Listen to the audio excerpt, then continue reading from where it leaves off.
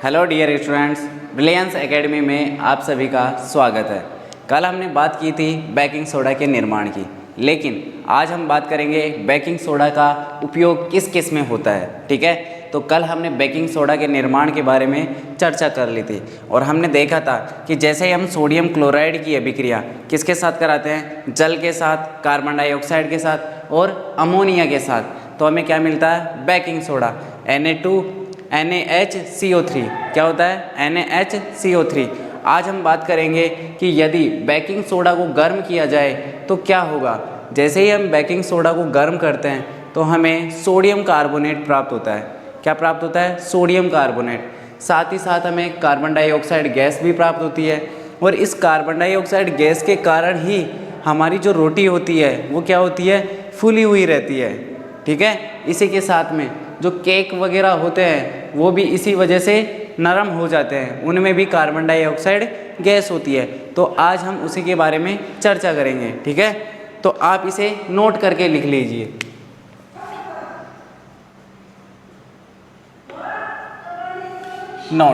Note में हमें लिखना है कि जैसे ही हम बेकिंग सोडा को गर्म करते हैं तो गर्म करने पर क्या होगा, उसमें से कार्बन डाइऑक्साइड गैस बाहर निकल जाएगी।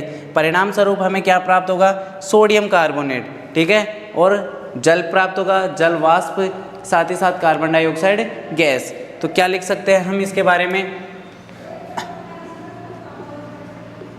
जब हम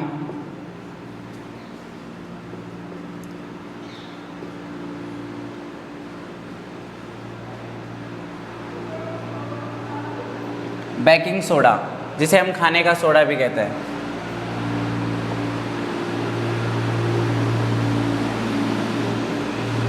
जब हम बेकिंग सोडा को गर्म करते हैं तो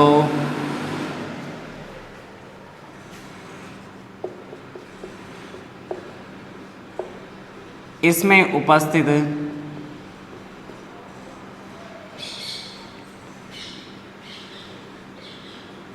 जल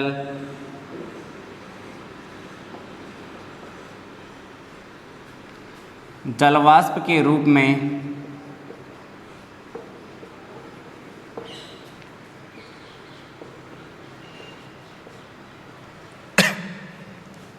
बाहर निकल जाता है।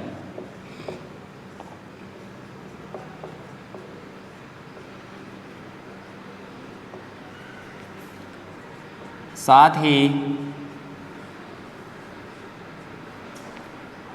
कार्बन डाइऑक्साइड गैस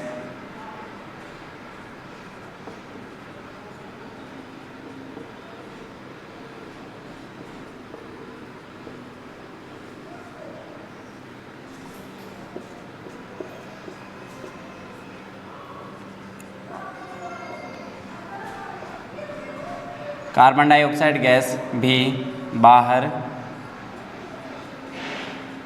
निकल जाती है।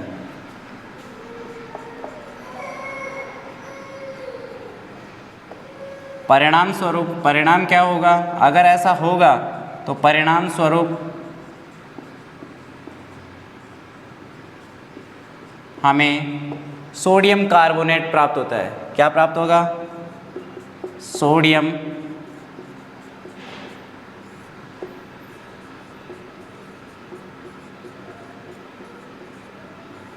कार्बोनेट प्राप्त होता है।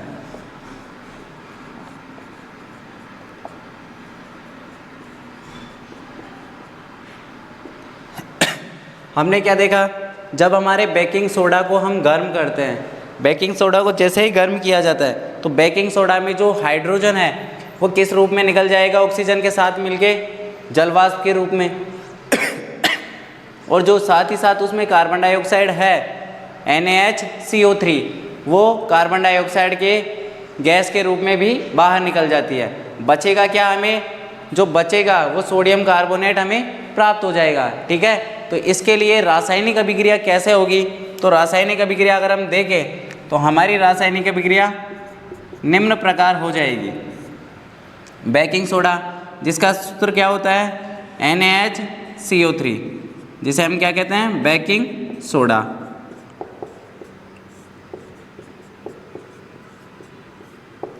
जैसे ही इस बेकिंग सोडा को हमने क्या किया, गर्म किया। गर्म करने का मतलब ऊष्मा दी इसे। जैसे ही हम इसे ऊष्मा देते हैं तो ये क्या होगा, ये 3 अवयवों में बट जाएगा। पहला अवयव हमें प्राप्त होगा Na2CO3 सोडियम कार्बोनेट। दूसरा अगर हम देखें तो इससे जलवाष्प निकल जाएगा और साथ ही साथ क्या मिलेगा, CO2 गैस। अब ये इक्वेशन बैलेंस है क्या, सबसे पहले हमें यही देखना है। तो इक्वेशन को अगर हम देखें तो सबसे ज़्यादा ऑक्सीजन के परमाणु की संख्या देखते हैं।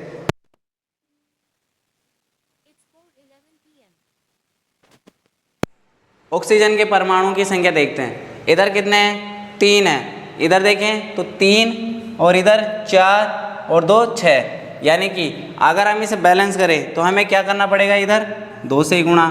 जैसे हम 2 से गुणा करेंगे तो यहाँ पे सोडियम कितने हो गए, अब 2। इधर कितने हैं, 2। ऑक्सीजन कितने हो गए, 6। इधर भी 6 है, 3 2 5 और 1 6। कार्बन डाइऑक्साइड में कार्बन कितने हो गए, 2 हो गए। लेकिन इधर क्या है, इधर हमारे पास में 1 और 1 2।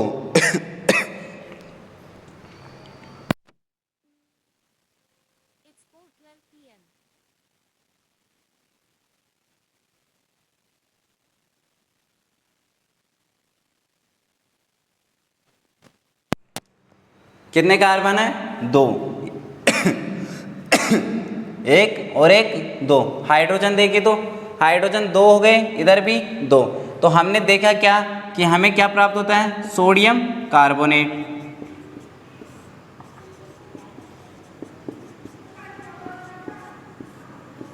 Sodium carbonate. साथ ही साथ यह हमें क्या प्राप्त होगी, जलवाष्प।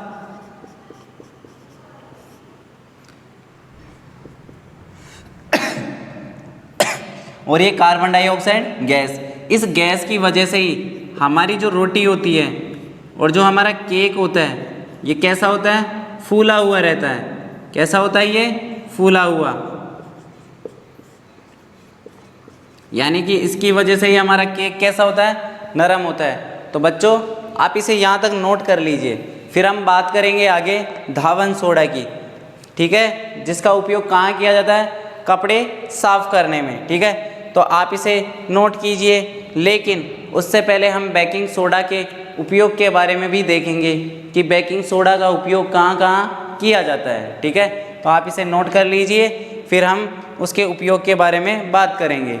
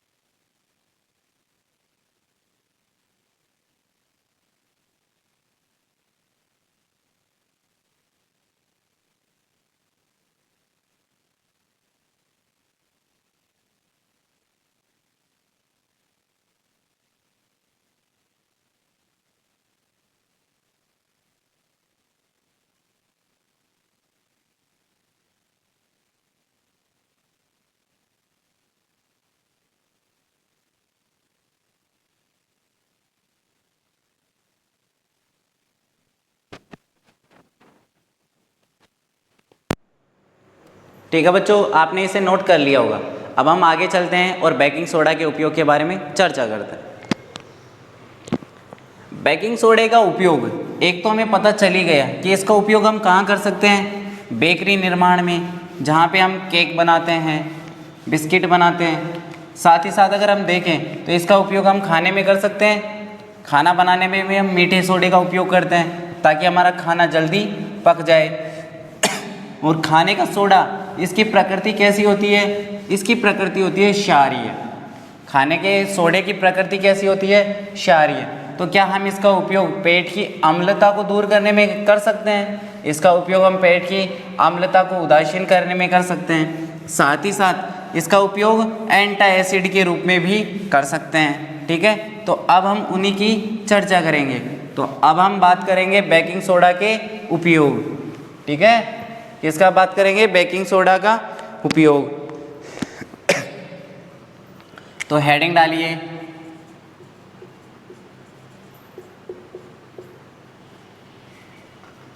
बेकिंग सोडा का उपयोग।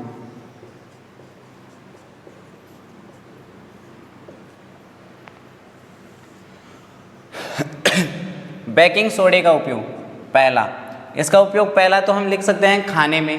ठीक है, तो खाना पकाने में, मतलब खाने को शीघ्रता से पकाने में।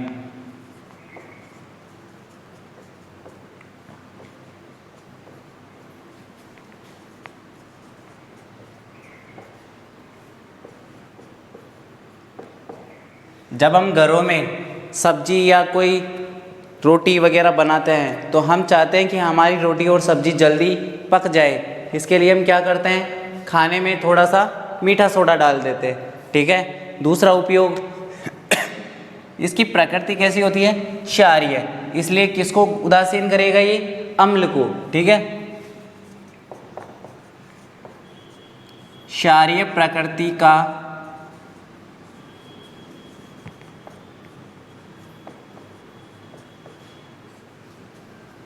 होने के कारण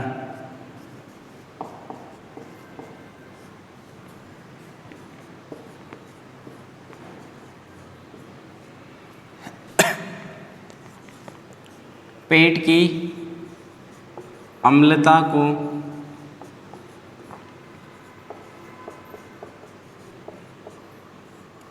उदासीन करने के लिए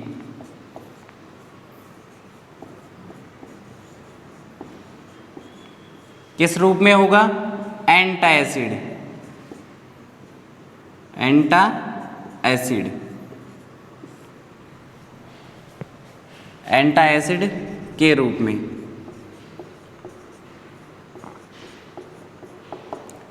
पेट की अम्लता को उदासीन करने के लिए हम किसके रूप में उपयोग कर सकते हैं इसका? एंटाएसिड के। तीसरा हम क्या कर सकते हैं?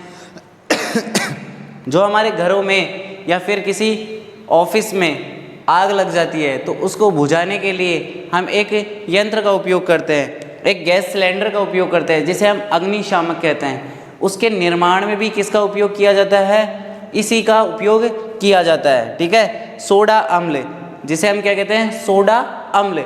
इसका उपयोग किस में किया जाता है? अग्निशामक में। ठीक है, सोडा अम्ल।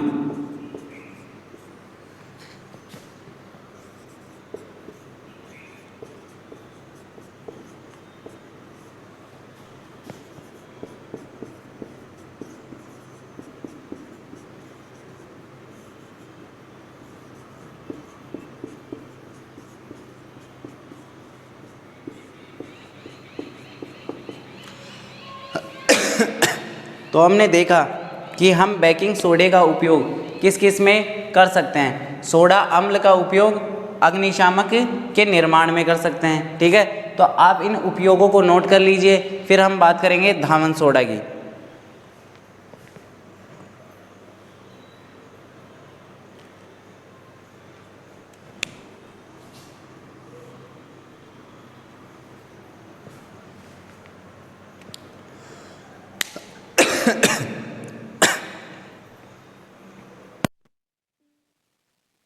It's 4:20 p.m.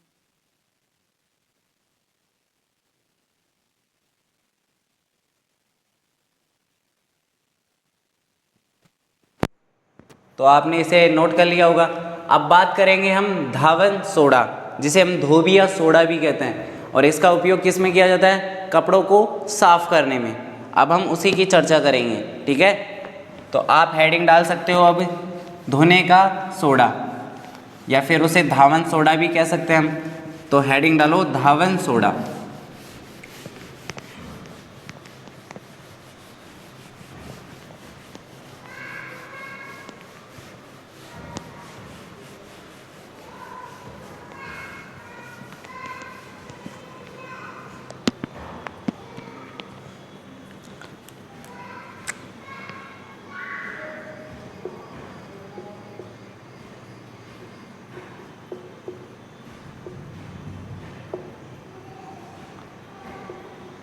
बात करें कि धावन सोडा, धावन सोडे का निर्माण कैसे करेंगे। सबसे पहले तो यही आता है, ठीक है, धोने का सोडे का निर्माण या फिर हम धावन सोडा का निर्माण। तो इसके निर्माण के बारे में पता चल जाए तो हम बता सकते हैं कि इसका उपयोग किस में कर सकते हैं। तो हमने देखा कि जब हम बेकिंग सोडा बना रहे थे, बेकिंग सोडे का निर्माण हो गया था, तो बेकिंग सोडा में हमने देखा कि सोडियम हाइड्रोजन कार्बोनेट होता है। लेकिन जैसे ही बेकिंग सोडा को गर्म किया जाता है तो उसमें से क्या होगा, हाइड्रोजन और ऑक्सीजन मिलकर जलवाष्प के रूप में बाहर निकल जाएगी। बची हुई जो कार्बन डाइऑक्साइड गैस है वो भी बाहर निकल जाएगी। बचेगा क्या हमारे पास में, सोडियम कार्बोनेट। क्या बचेगा, सोडियम कार्बोनेट। जैसे ही सोडियम कार्बोनेट की जल के साथ क्रिया हो जाती है, यानी कि सोडियम कार्बोनेट जैसे ही जल के साथ जुड़ता है, उसके एक निश्चित जल के अणु होते हैं, ठीक है। तो जल के निश्चित अणु जब सोडियम कार्बोनेट के साथ जुड़ते हैं तो हमें क्या प्राप्त होता है, धावन सोडा, जिसका फॉर्मूला क्या होता है, Na2CO3, 10 अणु जल के, ठीक है, जिसे हम क्रिस्टलन का जल भी कहते हैं। लेकिन क्रिस्टलन के जल के बारे में हम थोड़ा आगे चर्चा करेंगे, पहले हम चर्चा करेंगे धावन सोडा की, ठीक है। तो हम इसके बारे में क्या लिख सकते हैं, हम इसके बारे में लिख सकते हैं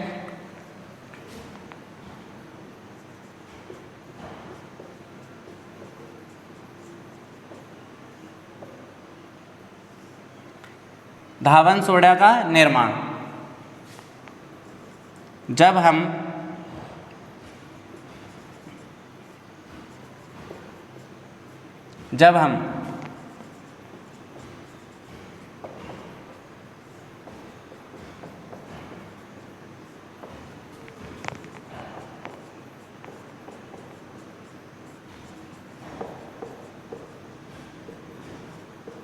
बेकिंग सोडा को गर्म करते हैं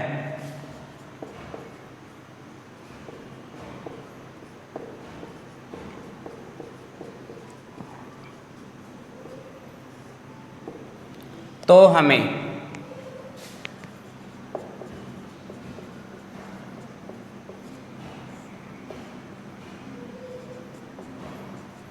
सोडियम कार्बोनेट प्राप्त होता है।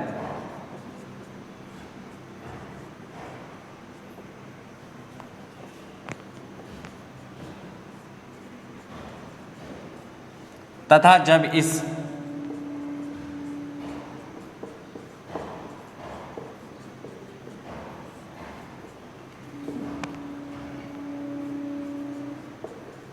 सोडियम कार्बोनेट का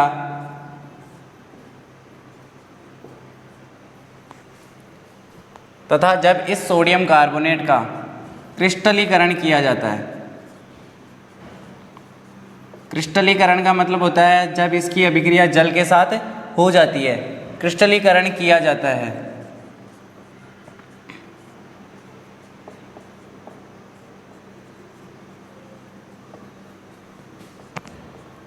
तो हमें क्या प्राप्त होगा, अब धावन सोडा। तो हमें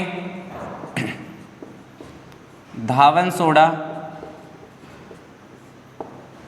जिसे हम धोने का सोडा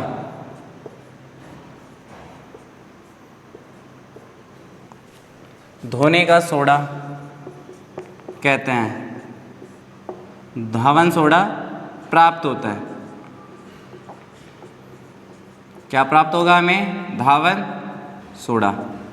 अर्थात इसी बात को हम रिएक्शन के तौर पे कैसे लिखेंगे, तो हमने क्या देखा जैसे ही हम क्या करते हैं, बेकिंग सोडा है उसको जैसे ही हम गर्म करते हैं, और हमने गर्म कर लिया। इससे पहले बेकिंग सोडा के निर्माण में जब हम बेकिंग सोडा को गर्म करते हैं तो हमें सोडियम कार्बोनेट प्राप्त होता है। क्या प्राप्त होगा, सोडियम कार्बोनेट। लेकिन जैसे ही इस सोडियम कार्बोनेट का हम क्रिस्टलीकरण करते हैं। क्या करते हैं? क्रिस्टलीकरण। तो हमें क्या प्राप्त होगा अब क्रिस्टलीकरण से? धावन सोडा। ठीक है, जिसे हम धोने का सोडा भी कहते हैं या धोबिया सोडा भी कहते हैं। ठीक है, तो अब इसके लिए रिएक्शन भी होगी। तो इसके रिएक्शन को अगर हम देखें तो इसकी रिएक्शन क्या होगी? इसकी रिएक्शन स्टार्ट होगी बेकिंग सोडा से, और बेकिंग सोडा का फॉर्मूला क्या था? NaHCO3। जैसे ही हमने बेकिंग सोडा को, ये हमारा बेकिंग सोडा है, जैसे ही इस बेकिंग सोडा को हमने गर्म किया, क्या किया था हमने? गर्म किया। तो गर्म करने पर हमें क्या मिला था? Sodium carbonate.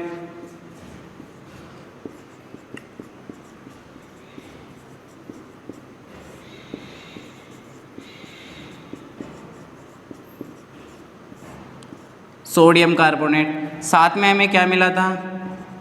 जलवाष्प और कार्बन डाइऑक्साइड गैस। ठीक है, यह हमारी जलवाष्प है और ये हमारी carbon dioxide gas.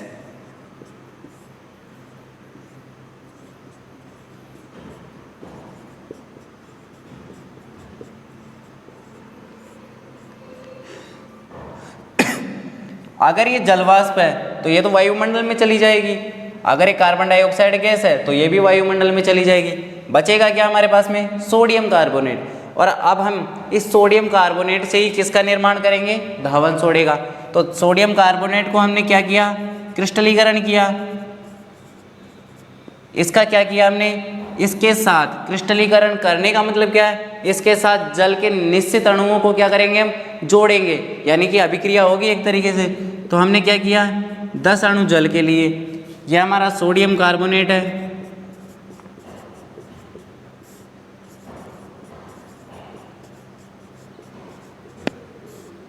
Sodium carbonate जैसे ही 10 अणु जल के साथ जुड़ता है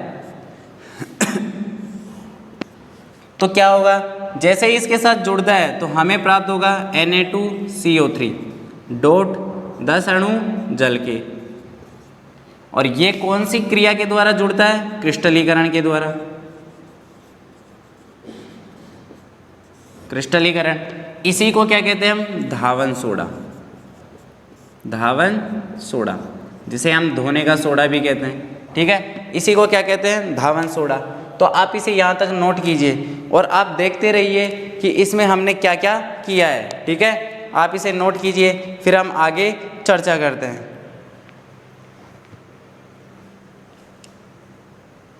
यहाँ तक अगर आपको कोई दिक्कत हो तो आप कमेंट कर दिया करो। ठीक है, आपके सवाल का जवाब आपको तुरंत ही मिल जाया करेगा। अगले दिन तक इंतज़ार कर लिया करो थोड़ा सा।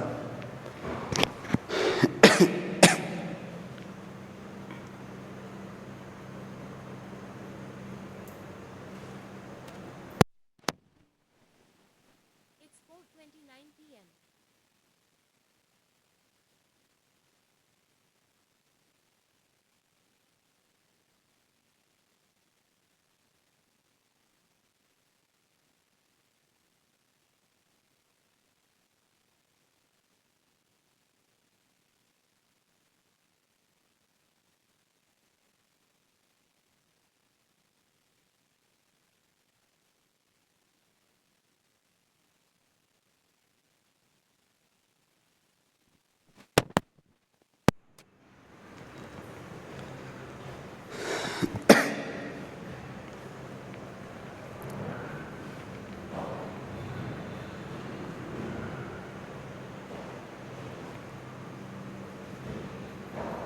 तो आपने इसे नोट कर लिया होगा। अब हम बात करेंगे, धावन सोडा तो हमने बना लिया, क्या हम इसे बना के फेंक देंगे? नहीं, ऐसा तो नहीं होता। किसी भी चीज़ को हम तब बनाते हैं जब उसका उपयोग होता है। तो क्या धावन सोडा का भी उपयोग होता है? हाँ, होता है। तो देखो, धावन सोडे का उपयोग हम कहाँ कर सकते हैं? नाम से ही स्पष्ट हो रहा है कि धावन सोडे का उपयोग हम कहाँ कर सकते हैं? सफाई कार्यों में कर सकते हैं। सोडियम कार्बोनेट होगा तो इसका उपयोग कांच के निर्माण में कर सकते हैं, साबुन या कागज उद्योग में कर सकते हैं। ठीक है, कांच का जब निर्माण किया जाता है तो सोडियम कार्बोनेट का उपयोग किया जाता है, और कागज उद्योग में भी कर सकते हैं, साबुन बनाने में कर सकते हैं। जो सोडियम के यौगिक होते हैं ठीक है, सोडियम के यौगिक जैसे कि बोरेक्स, उसके निर्माण में भी किसका उपयोग किया जाता है, धावन सोडे का।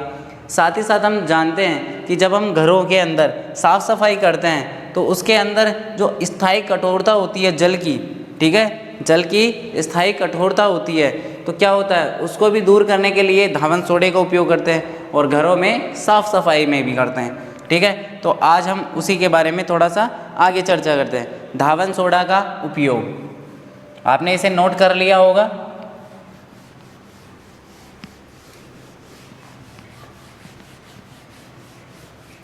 अगर आप नोट नहीं कर पाते हो तो आप वीडियो को रोक लिया करो बीच में और फिर आप उसे नोट कर लिया करो शांति से।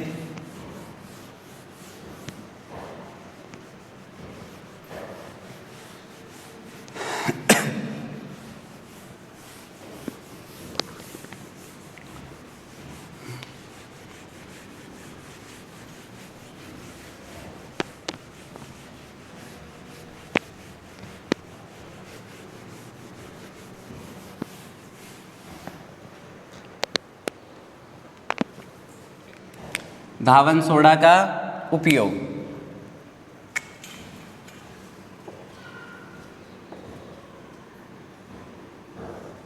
धावन सोडे का उपयोग, तो अब हम देखते हैं धावन सोडे का उपयोग। तो पहला उपयोग किस में कर सकते हैं कि सोडियम कार्बोनेट का उपयोग,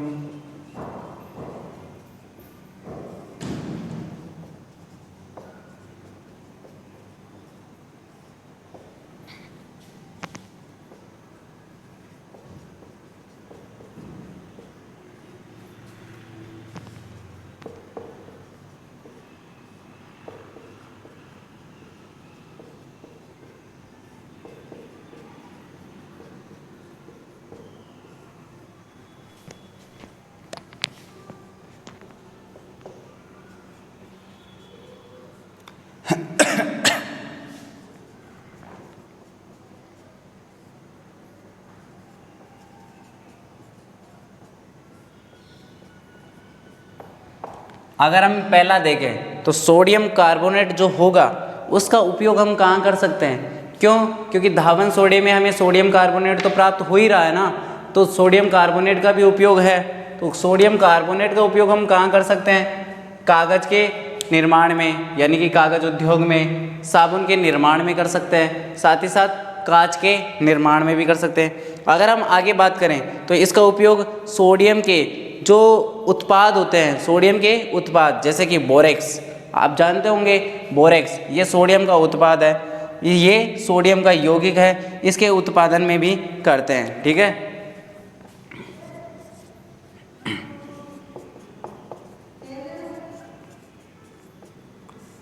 सोडियम यौगिक, सोडियम का एक यौगिक है, सोडियम यौगिक जैसे बोरेक्स, सोडियम का एक यौगिक है बोरेक्स, इसके उत्पादन में। घरों की जब हम सफाई करते हैं, घरों की साफ सफाई करते हैं तो उसमें भी हम इसी का उपयोग करते हैं। तो हम लिख सकते हैं घरों की साफ सफाई में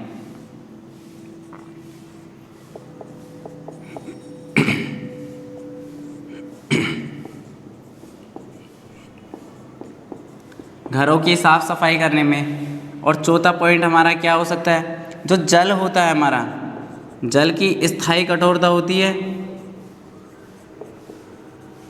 जल की स्थायी कठोरता को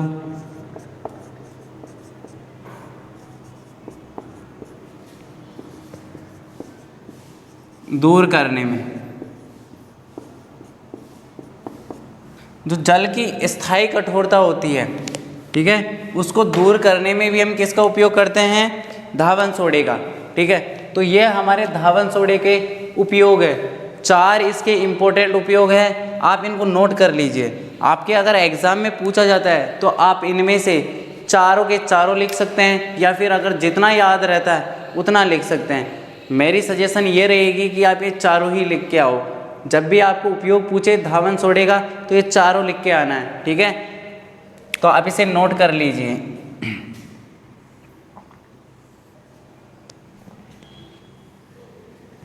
आप इसे नोट कर लीजिए, फिर हम आगे बढ़ते हैं। फिर हम आगे बढ़ते हैं और आगे हम चर्चा करेंगे अब एक क्वेश्चन की, ठीक है, एक क्वेश्चन की। ये क्वेश्चन तो नहीं है, ये भी एक हमारा कॉपर सल्फेट का एक लवण है, लेकिन हम उसको एक क्वेश्चन के रूप में चर्चा करेंगे, क्योंकि यह जिस रूप में हम क्वेश्चन लिखा रहे हैं वैसा ही एग्ज़ाम में पूछा जाता है। तो अब हम एक क्वेश्चन के रूप में एक कॉपर सल्फेट के लवण की चर्चा करेंगे। तो आप इसे यहाँ तक नोट कीजिए, फिर हम उसके बारे में भी चर्चा करेंगे।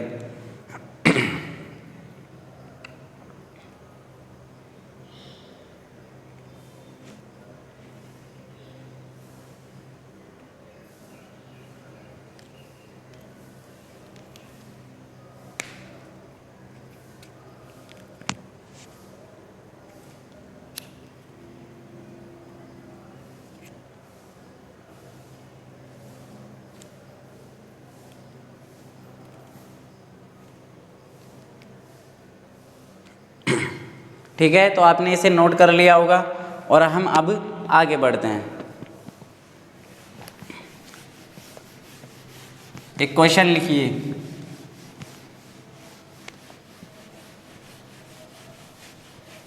क्या होगा यदि कॉपर सल्फेट के लवण को गर्म किया जाता है? क्या होगा? हमारा क्वेश्चन क्या है?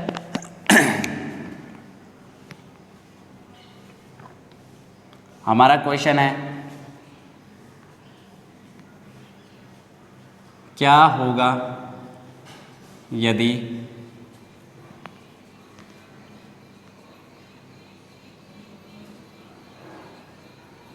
कॉपर सल्फेट के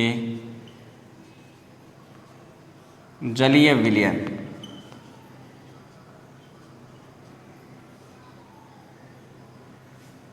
क्या होगा यदि कॉपर सल्फेट के लवण कर लीजिए यहाँ पे, ठीक है, जलीय विलयन की जगह आप लवण कर लीजिए। कॉपर सल्फेट के लवण को गर्म किया जाता है, गर्म किया जाता है।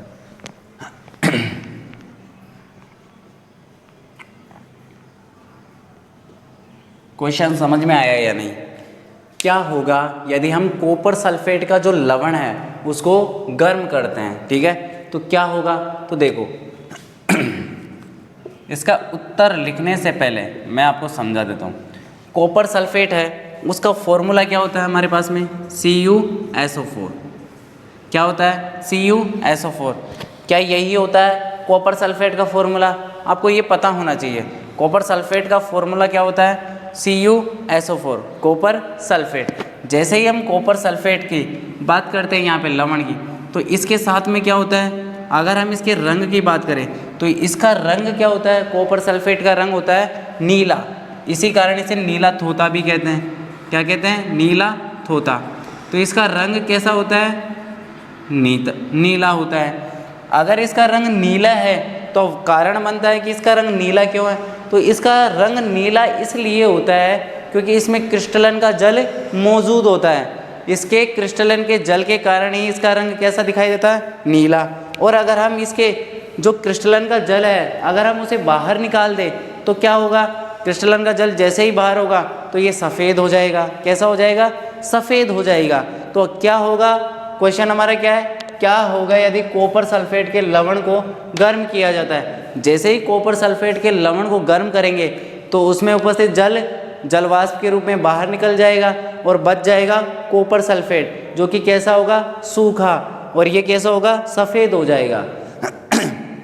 लेकिन जैसे ही हम इस सफ़ेद शुष्क लवण में वापस जल डालते हैं तो वापस जल की मात्रा आ जाएगी और वापस कैसा हो जाएगा? नीला हो जाएगा।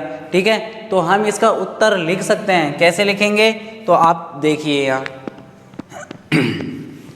इसका उत्तर हम लिखते हैं अब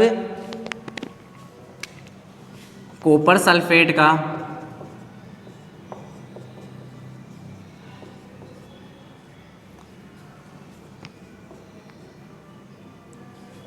कॉपर सल्फेट का रंग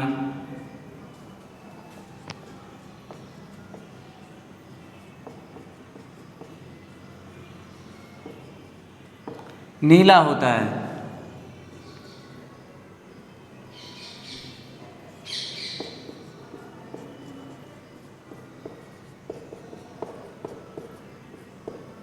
जो कि इसमें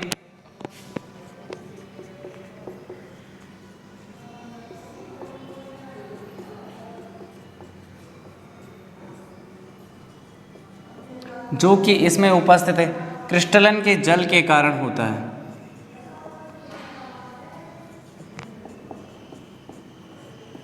क्रिस्टलन के जल के कारण होता है।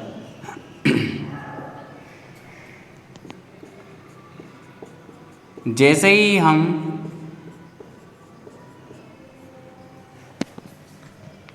कॉपर सल्फेट के लवण को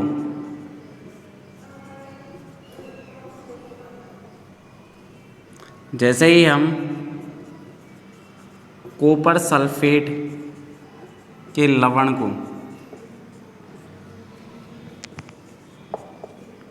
गर्म करते हैं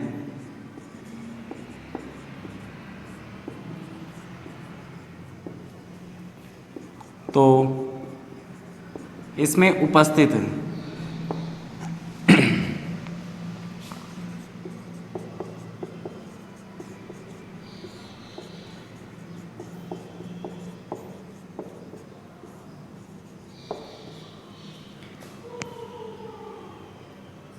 क्रिस्टलन का जल, इसमें उपस्थित क्रिस्टलन का जल जलवाष्प के रूप में बाहर निकल जाता है।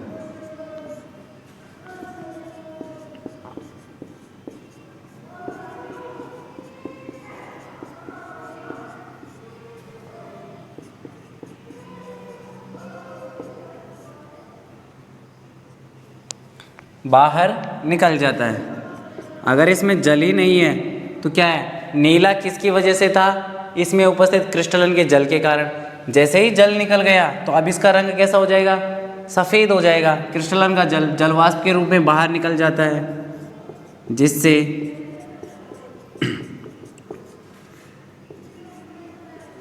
हमें शुष्क यानी कि सूखा शुष्क कॉपर सल्फेट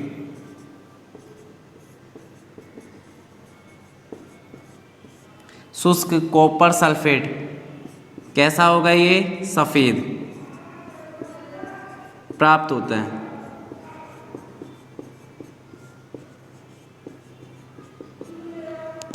ये तो हो गई बात कि गर्म करने पर क्या होता है। लेकिन अगर हम इसमें दोबारा पानी डाल दें तो क्या हो जाएगा, नीला हो जाएगा। तो हम उस बात को भी लिख सकते हैं, लेकिन यदि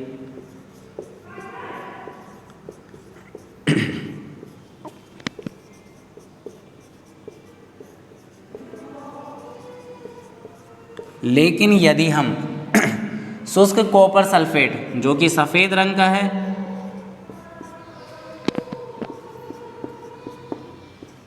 पुनः जल डाल देते हैं, पुनः जल डाल देते हैं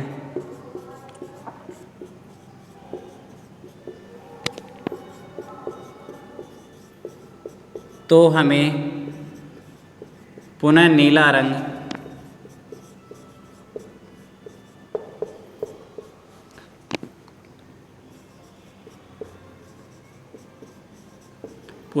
रंग का कॉपर सल्फेट प्राप्त होता है।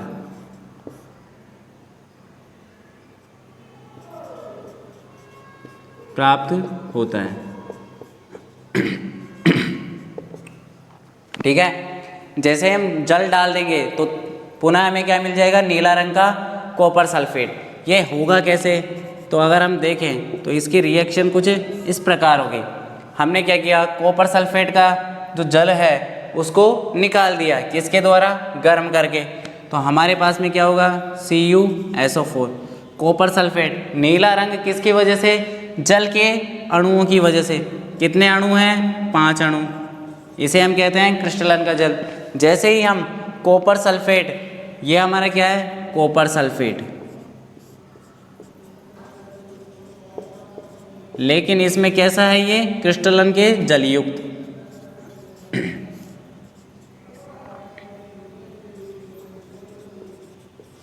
क्रिस्टलन के जलयुक्त। जैसे ही क्रिस्टलन के जलयुक्त कॉपर सल्फेट को हम गर्म करते हैं, क्या करेंगे अब गर्म करेंगे।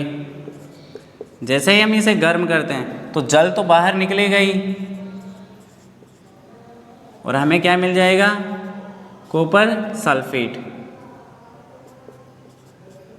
और 5 अणु जल के बाहर निकल जाएंगे।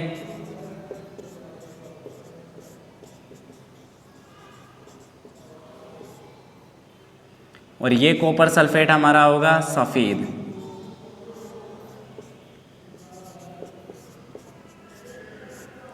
तो आपने यहाँ देखा होगा कि हमने देखा ये हमारे सवाल का जवाब है।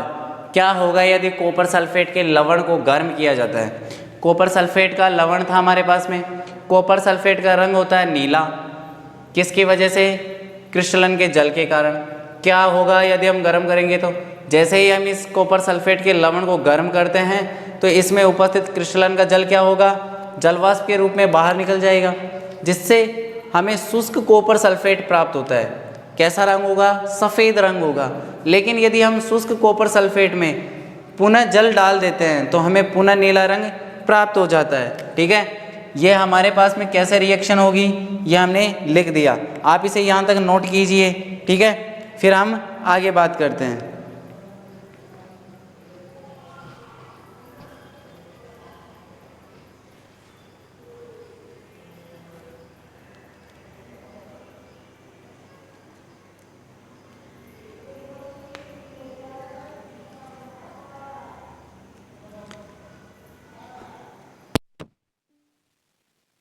It's 4:48 p.m.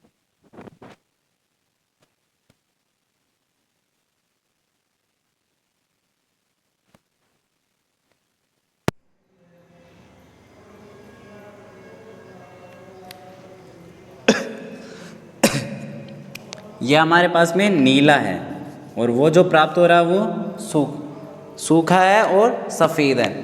जल के अणु थे गर्म करने पर बाहर निकल जाते हैं। तो आपने इसे यहाँ तक नोट कर लिया होगा। ठीक है, अगर नोट नहीं कर पाओ तो आप इसे रोक दिया करो वीडियो को बीच में। ठीक है, और आप इसे फिर गर्म कर सकते हो।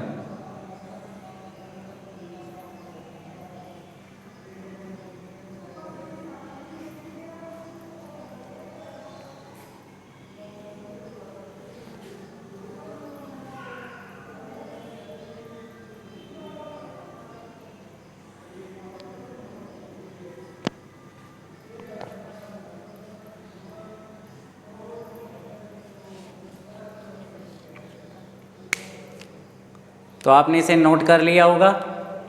अब हम आगे बढ़ते हैं। आगे हमारे पास में एक फॉर्मूला आता है जिप्सम, सुना ही होगा आपने जिप्सम। अब उस जिप्सम का फॉर्मूला इसी के आधार पे है। यहाँ पे कितने अणु जल के हैं 5 अणु जल के हैं। लेकिन जो जिप्सम होता है उसका फॉर्मूला होता है कैल्शियम सल्फेट। क्या होता है कैल्शियम सल्फेट से बनता वो जिप्सम बनता हमारा कैल्शियम सल्फेट से। लेकिन कैल्शियम सल्फेट में क्या होगा 2 अणु जल के होंगे। कितने होते हैं 2 अणु जल के होते हैं। कैल्शियम सल्फेट के साथ अगर 2 अणु जल के हैं तो उस फॉर्मूले को हम क्या कहते हैं जिप्सम का फॉर्मूला। ठीक है, और वो पूछा जाता है। तो आपने यहाँ तक नोट कर लिया होगा। अब हम आगे चलते हैं।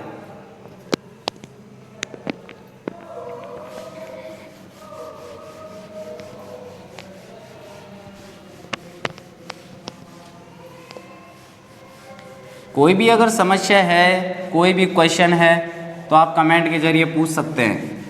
आपके सवाल का जवाब आपको 24 घंटे के अंदर तो मिल ही जाएगा।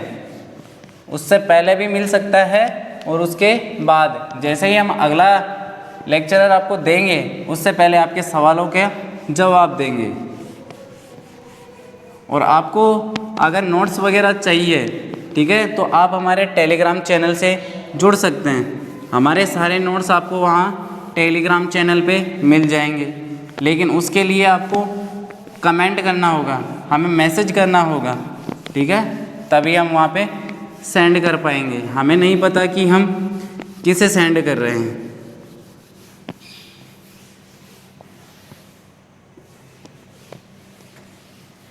तो अब बात करते हैं हम जिप्सम का रासायनिक सूत्र। तो आप एरो लगा के, उस सवाल का जवाब पूरा हो गया, ठीक है। तो यहाँ पे लिखो अब आप एरो लगा के जिप्सम का रासायनिक सूत्र।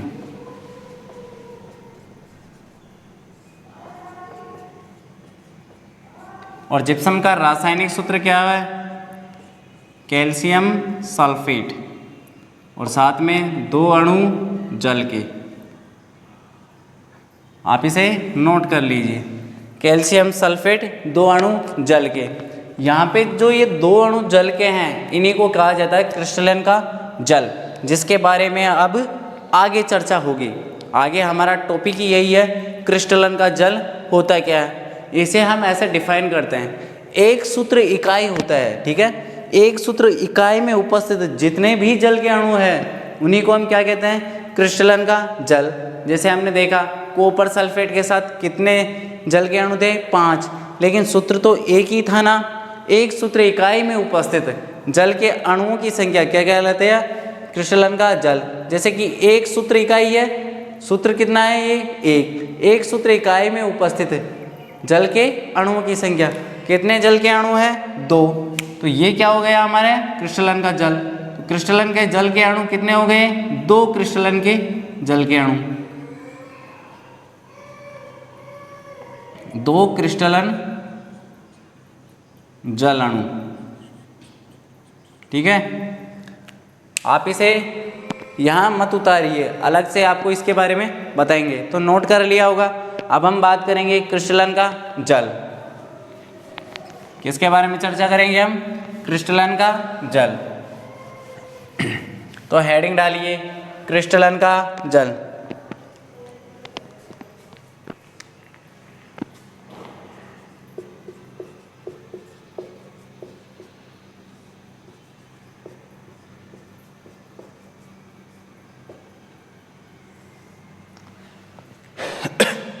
क्रिस्टलन का जल, ये क्रिस्टलन का जल होता है लवण के अंदर। किस में होगा? लवण के अंदर, ठीक है। तो लवण के अंदर है, तो हम इसे कैसे परिभाषित कर सकते हैं कि लवण के एक सूत्र इकाई में, लवण के एक सूत्र इकाई में उपस्थित जो जल के निश्चित अणुओं की संख्या है, निश्चित ही होंगे, या तो 10 होंगे, या फिर 2 होंगे, या फिर 5 होंगे। तो जल के निश्चित अणुओं की संख्या को ही क्या कहते हैं हम? क्रिस्टलन का जल, ठीक है। तो हम इसको कैसे लिख सकते हैं डेफिनेशन के लिए? तो डेफिनेशन के रूप में लिख सकते हैं कि लवण के एक सूत्र इकाई में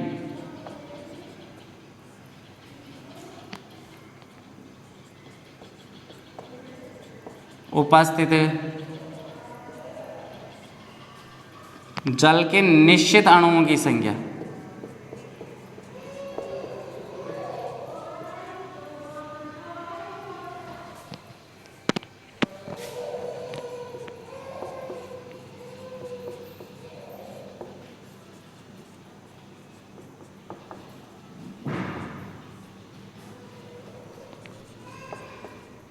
जल के निश्चित अणुओं की संख्या को ही क्या कहा जाता है?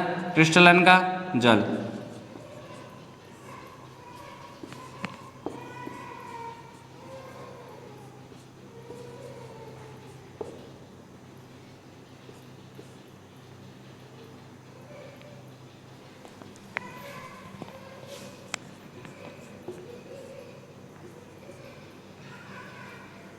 क्रिस्टलन का जल कहा जाता है।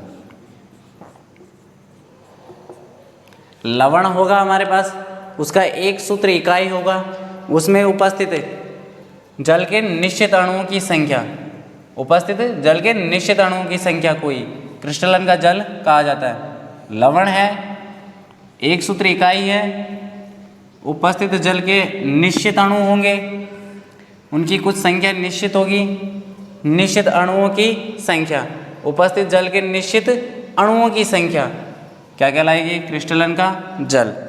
आप इसे नोट कर लीजिए, ठीक है। अगर हम इसका एग्जाम्पल के रूप में लिखना चाहें तो क्या आप इसका एग्जाम्पल बता सकते हो? जल के निश्चित अणुओं की संख्या को क्या कहते हैं? क्रिस्टलन का जल।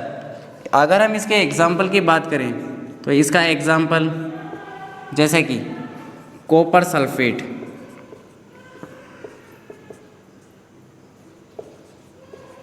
अगर हम कॉपर सल्फेट को लेकर चलें तो कॉपर सल्फेट के लिए अभी हमने बात की थी CuSO4 5 अणु जल के। हमने जिप्सम की बात की, जिप्सम में हमने देखा कैल्शियम सल्फेट 2 अणु जल के। क्या इसके अलावा भी है आपके पास में? अगर इसके अलावा है तो आप लिख सकते हो, ठीक है, वरना ये 2 तो आप याद रख ही सकते हैं। अगर मैं आपसे पूछूं कि यहाँ पे कितने अणु जल के हैं तो यहाँ पे जल के अणु है 5। कितने हैं? जल के अणु कितने हैं? 5। 5 जल के अणु। और यहाँ पे कितने हैं? 2 जल के अणु।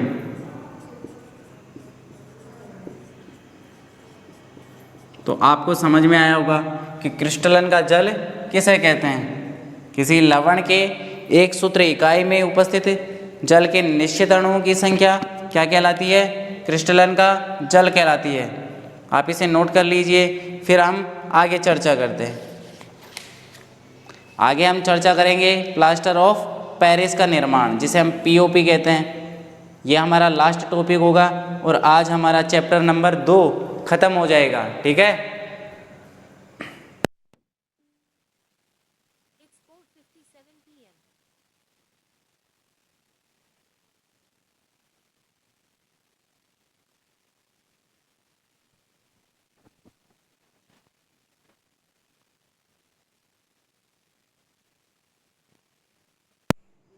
तो आपने इसे नोट कर लिया होगा। अब हम आगे चलते हैं और बात करते हैं प्लास्टर ऑफ पेरिस का निर्माण कैसे होता है, ठीक है। प्लास्टर ऑफ पेरिस, जिसे हम POP कहते हैं। प्लास्टर ऑफ पेरिस का निर्माण कैसे होगा, इसका उपयोग क्या है, फिर हमारा ये चैप्टर ख़त्म हो जाएगा।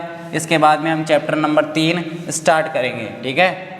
ये हमारा चैप्टर 2 आज ख़त्म हो जाएगा।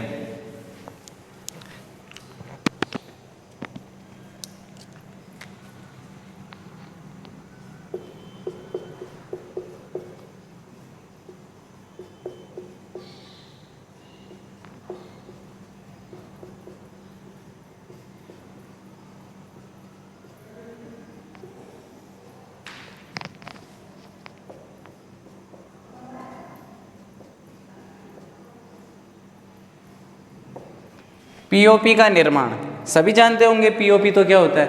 POP जिससे हम घरों में सफ़ेदी करवाते हैं। तो इसका उपयोग भी पता चल गया कि इसका उपयोग कहाँ कर सकते हैं, ठीक है। और ये बनेगा किससे? जिप्सम से बनेगा। जब हम जिप्सम को 373 केल्विन तापमान पर, यानी कि 100 डिग्री सेंटीग्रेड तापमान पर गर्म करते हैं तो हमारे जो उसमें उपस्थित जल के अणु होते हैं वो क्या होगा? जल के अणुओं को त्याग देते हैं और कुछ एक आधा अणु ही अपने पास रख पाते हैं, जिससे हमें प्राप्त होता है कैल्शियम सल्फेट का अर्धहाइड्रेट अणु, जिसे ही हम क्या कहते हैं? Plaster of Paris. तो इसके बारे में अगर हम निर्माण की चर्चा करें तो निर्माण कैसे होगा, तो हम लिख सकते हैं जब हम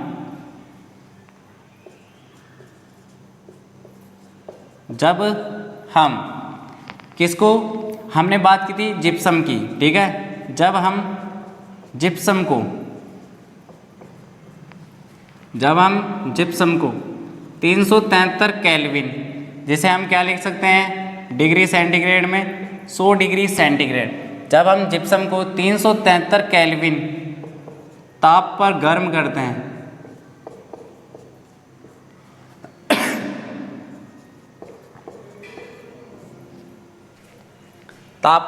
करते हैं तो इसमें उपस्थित क्रिस्टलन का जल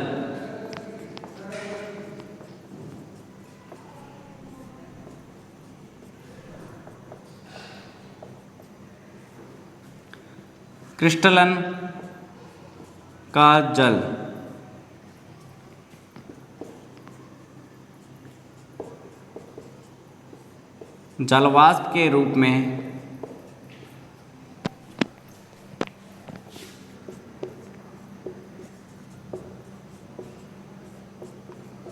बाहर निकल जाता है।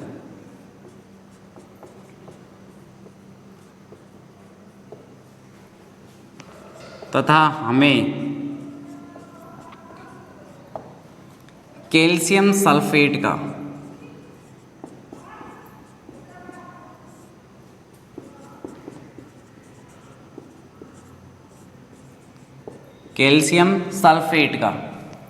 अर्ध हाइड्रेट अणु, अर्ध का मतलब आधा, अर्ध हाइड्रेट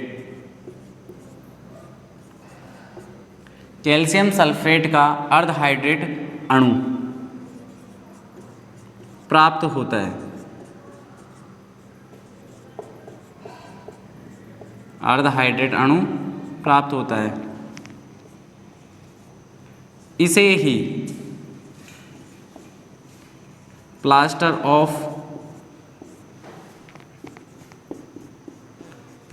ऑफ पेरिस, जिसे हम पीओपी कहते हैं, इसे ही प्लास्टर ऑफ पेरिस कहा जाता है।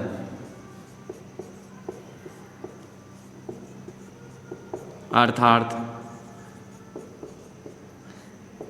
तो बच्चों ये आज हमारा लास्ट टॉपिक रहने वाला है। इसके ख़त्म होते ही हमारा ये चैप्टर भी ख़त्म हो जाएगा। तो हमने देखा कि जब हम जिप्सम को 373 केल्विन ताप पर गर्म करते हैं तो इसमें उपस्थित क्रिस्टलन का जल जलवाष्प के रूप में बाहर निकल जाता है और हमें क्या मिलेगा? कैल्शियम सल्फेट का अर्ध हाइड्रेट अणु। इसे ही क्या कहते हैं? प्लास्टर ऑफ पेरिस, जिसे हम पीओपी के नाम से जानते हैं। ठीक है, तो ये कैसे होगी? इसकी कुछ रासायनिक अभिक्रिया भी होगी।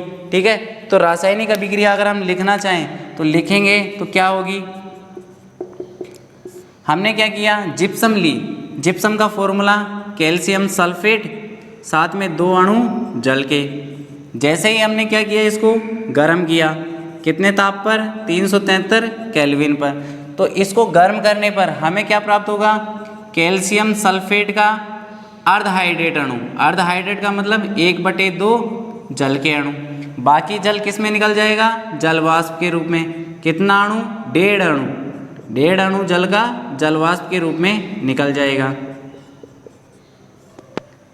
यह हमारा जिप्सम था। ठीक है, इसी को क्या कहते हैं हम? कैल्शियम सल्फेट का अर्ध हाइड्रेट अणु या फिर पीओपी। कैल्शियम सल्फेट का अर्ध हाइड्रेट अणु।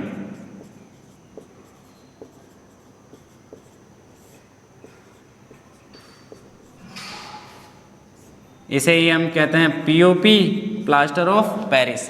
तो बच्चों आप इसे नोट कीजिए। यह हमने पीओपी का निर्माण कर लिया। अब हम बात करेंगे इसके आगे इसके उपयोग की, और उपयोग इसके 3 है और हमारा चैप्टर खत्म हो जाएगा फिर। ठीक है, तो आप इसे नोट कीजिए।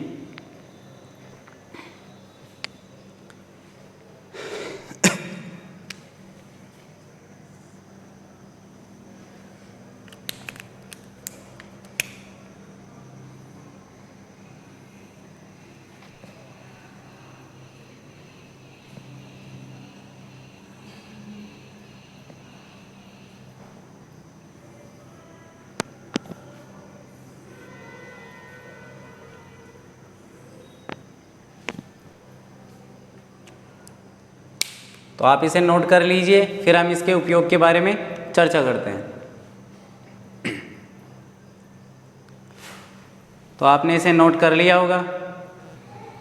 तो आपने इसे नोट कर लिया। अब हम इसके उपयोग की बात करते हैं। तो पीओपी का उपयोग सामान्यतः सबको पता है, घरों में सफ़ेदी करने के लिए।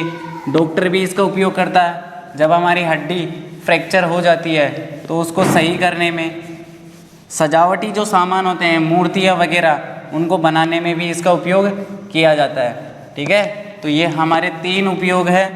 तीनों उपयोग हमें लिखने हैं। तो हेडिंग डालिए पीओपी का उपयोग।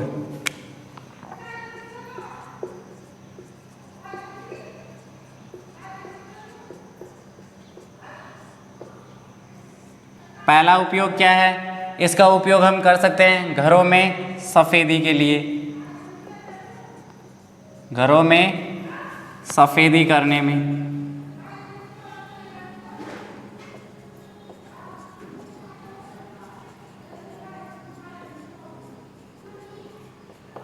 दूसरा उपयोग क्या है इसका? डॉक्टर द्वारा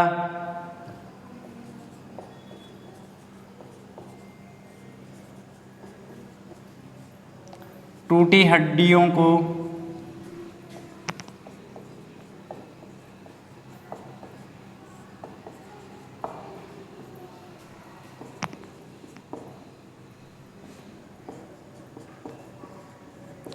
जोड़ने के लिए प्लास्टर में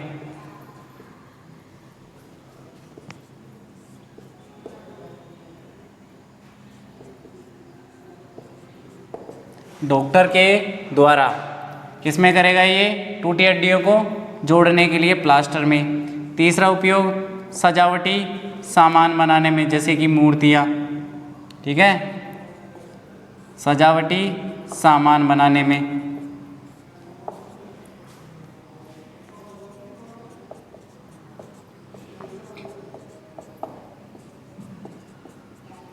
जैसे मूर्तियाँ।